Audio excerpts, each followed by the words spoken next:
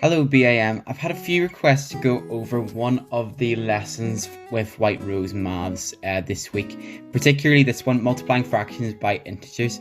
So this looks really tricky, but once you break it down, it's actually okay, so we just need to simplify it a little bit. So first of all, I'll talk through this word here, integers. If you remember, this word just means a whole number, okay? So what I will do is I will show you what is an integer and what isn't an integer, okay? Now, so an integer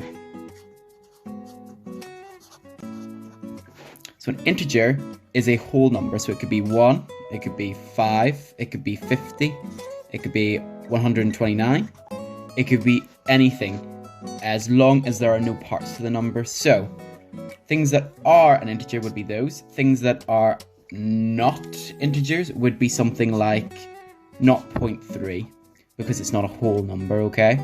So 0.3 wouldn't be. 1.78 wouldn't be either, because again it's got a part of a number attached to it.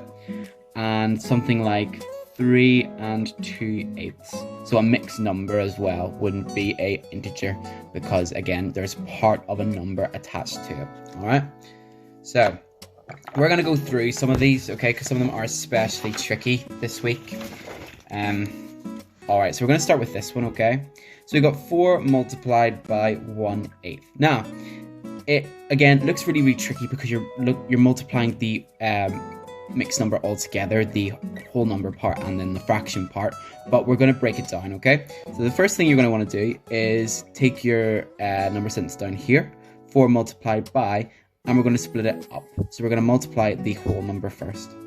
So 4 multiplied by 1 equals 4, okay? Then we're going to multiply the fraction part of the mixed number, okay? So 4 multiplied by 1/8, alright? So again, this looks really tricky, but you just got to remember it like this. You're multiplying the fraction by 4, so it just means 4 1/8. So 4 multiplied by 1/8 is the same as 1/8 plus 1/8 plus 1/8 plus our final 1/8, okay? Alright, so when we're adding our fractions, what do?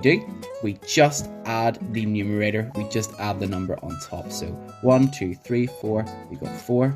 The bottom number doesn't change when we're adding our fractions, okay? It's our common denominator. So 4/8, or that's the same as 1/2 if you want to simplify it.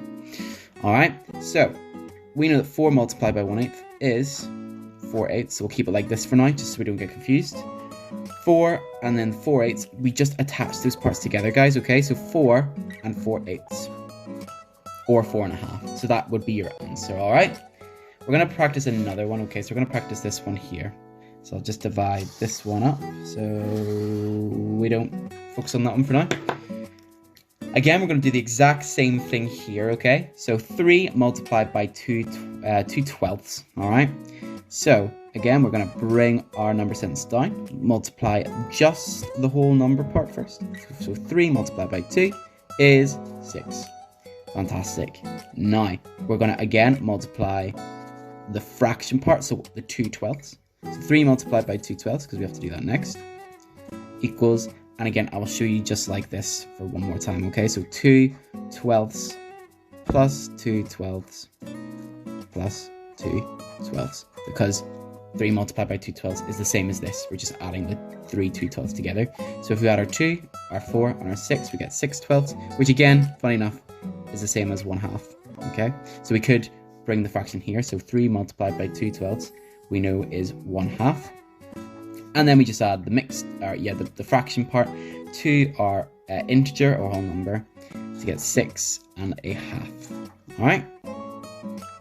Awesome. Okay, so I'll divide this up as well.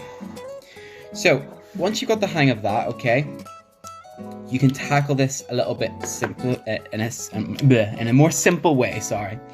So 2 multiplied by 7 and 3/7. Well, we can just focus on multiplying this part first, okay? So 2 multiplied by 7 is 14, okay?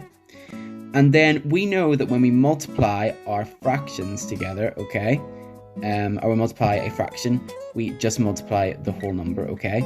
So 2 multiplied by 3/7, if we multiply this number, is 6/7. So it's 14 and 6/7, because we multiplied the 3 by 2 to get that 6, okay? So that's, again, a bit